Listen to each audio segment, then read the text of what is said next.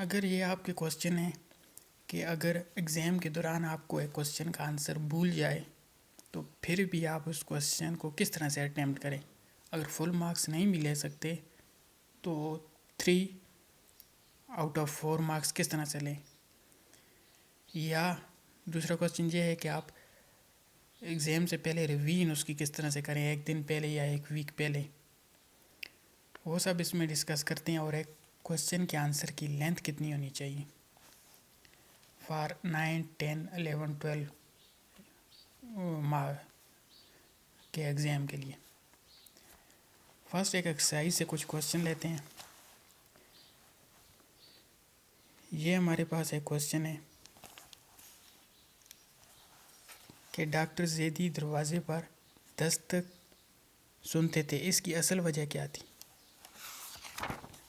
اس کی آپ ہیڈنگز کس طرح سے بنائیں گے. جب آپ پہلے تو آپ اس کے پورے چیپٹر کو ریوائز کر لیں. جب چیپٹر سے گو تھرو ہوں گے تو آپ کو اس کا آئیڈیا ہو جائے گا. تو آپ نے یہ کچھ ہیڈنگز اس کی بنا لی. مان لیتے ہیں پہلی ہیڈنگ یہ بنائی کہ ڈاکٹر کی بے اعتباری اور بیگم کی شکایات. اس کے بارے میں تھوڑا سا لکھیں گے جو کہ چیپٹر میں بیان ہوا ہے. دوسرا یہ کہ دستک سننے کی اصل وجہ, یہ تھوڑی ڈسکس کریں گے. پھر اس کے بعد اصل وجہ لکھیں گے کامہ میں, ان کا وہم تھا یا کیا تھا, جو بھی آپ اس کے آنسر میں آپ کو ملے گا. تو یہ 3 ہیڈنگز بن گئی. اور اگر اس چیپٹر کو آپ زیادہ تھارولی پڑھتے ہیں, ریڈ کرتے ہیں, تو آپ اس کے 1-2 ہیڈنگز اور بنا سکتے ہیں. تو اب اس کیس میں کیا ہوگا, اگر آپ ایک ایوریج اسٹوڈنٹ ہیں تو ایگزام سے پہلے آپ جب ریویژن کر رہے ہوں گے تو آپ جسٹ اس کی یہ ہیڈنگز ذہن میں رکھیں. اگر آپ کی یہ ہیڈنگز ذہن میں ہوتی ہیں اور اس کے بارے میں آپ کچھ نہ کچھ بھی لکھتے ہیں تو آپ اس میں سے لازماً اچھے مارکس لے سکتے ہیں. 3/4 مارکس لے سکتے ہیں ایزیلی. اگر آپ کو یہ 3-4 ہیڈنگز بھی اگر یاد ہیں اور تھوڑا بہت اس کے درمیان جو واقعہ تھا وہ اگر تھوڑا بہت آپ اپنے الفاظ میں بھی لکھ لیں تو آپ کو مارکس مل جائیں گے. اس طرح سے ہیڈنگز بنانا اور تھوڑا سا مائنڈ میپ بنانا ضروری ہے, کیونکہ اگر آپ ایک پیراگراف رٹا کرتے ہیں وہ ڈیفینیٹلی آپ کو ایگزام کے دوران بھول جائے گا. اس سے بہتر یہ ہے کہ اس طرح کی آپ کچھ ہیڈنگز بنا لیں گے جو آپ کو یاد بھی رہیں گی اور آپ ایگزام میں ریپروڈیوس بھی کر سکیں گے. اور اگر اس کا کمپلیٹ آنسر آپ کو بھول بھی جاتا ہے تو ان میں سے 2-3 ہیڈنگز بھی اگر آپ کو یاد رہتی ہیں تو آپ ایزیلی ریپروڈیوس کر سکتے ہیں. ایک اور کوشچن دیکھتے ہیں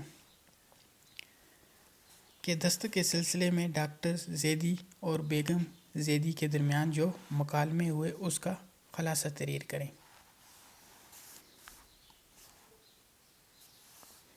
آپ یہاں پہ پہلی ہیڈنگ اس کے علاوہ یہ بھی دے سکتے ہیں مکالمے.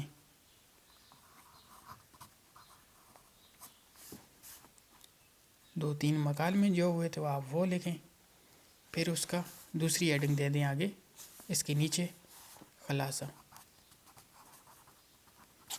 اور پھر خلاصے کے نیچے کچھ آپ اپنے سے پوائنٹ بنا لیں نوٹس بنانے کے لیے.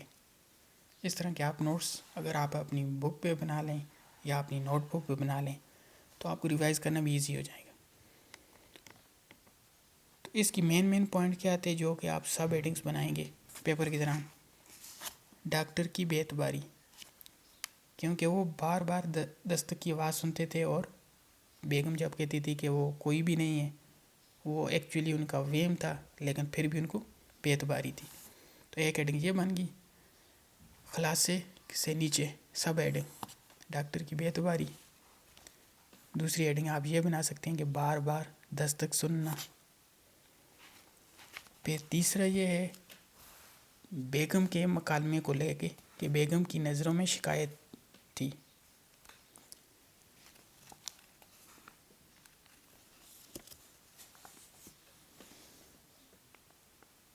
اور نیکسٹ ہیڈنگ آپ بنا سکتے ہیں کہ ڈاکٹر وہم کا شکار تھے اور اصل وجہ سے ان کو نہیں پتہ تھی کہ اصل وجہ کیا ہے, جو بیسیکلی ان کی وہم کی شکایت تھی. تو اس طرح سے آپ 1-2 ہیڈنگز اور بنا لیں اس کی.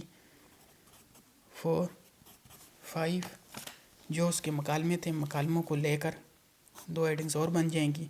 जब आप रिवाइज़ कर रहे होंगे तो आप इन हेडिंग्स को एग्ज़ाम से एक दिन पहले रिवाइज़ करें, ताकि अगर आपको कंप्लीट उसका आंसर अगर आपको याद नहीं भी रहता तो आपको ये हेडिंग्स भी याद रहती हैं, इनमें से आधी भी याद रहती हैं, तो आप उसका एक अच्छा आंसर प्रेजेंट कर सकते हैं। This is for every student. और जिसने मैक्सिमम या फुल मार्क्स लेने हैं उसको ऑब्वियसली उसकी डिटेल भी पता होनी ज़रूरी है। तो नेक्स्ट वीडियो में हम देखेंगे एक पेपर को लेके भी हम डिस्कस करेंगे कि किस तरह से क्वेश्चन आते हैं और किस तरह से हम उनको इन टाइम पेपर में प्रेजेंट करें।